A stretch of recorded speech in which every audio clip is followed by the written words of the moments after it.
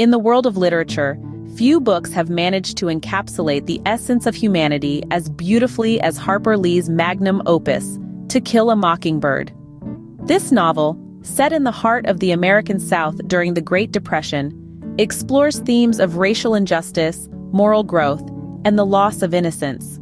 Chapter 1 sets the tone, introducing us to the sleepy town of Macomb, Alabama, through the eyes of a young girl named Scout Finch.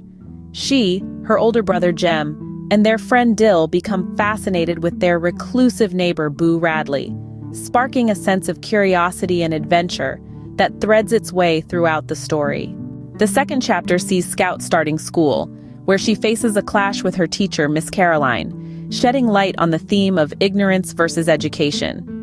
Chapter 3 delves deeper into the divide between the Finches and the rest of Macomb, as Scout's father, Atticus Finch, teaches her about empathy and understanding, a lesson that becomes central to the narrative.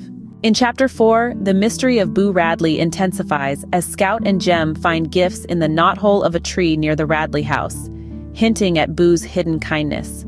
As we move on to Chapter 5, we see Scout forming a bond with their neighbor Miss Maudie, who shares insights about Boo Radley and the town's hypocrisy. Chapter 6 is a thrilling episode of the children's escapade to the Radley house, which ends with Jem losing his trousers and heightens their intrigue about Boo Radley.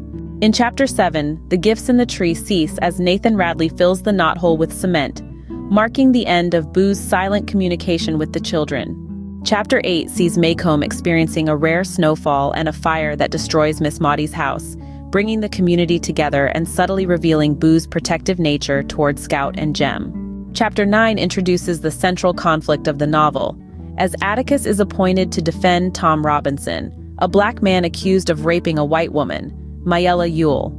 The trial unfolds in chapters 10 through 21, highlighting the racial prejudices deeply ingrained in the society. Despite compelling evidence of Tom's innocence, the jury delivers a guilty verdict, embodying the novel's critique of racial injustice. In the wake of the trial, chapters 22 to 27 deal with the aftermath, as Bob Ewell, Mayella's father, seeks revenge on those involved, including Atticus and Judge Taylor.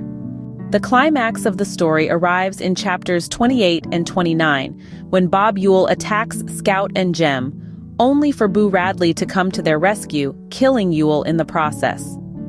This event culminates in the metaphorical killing of a mockingbird, symbolizing the loss of innocence.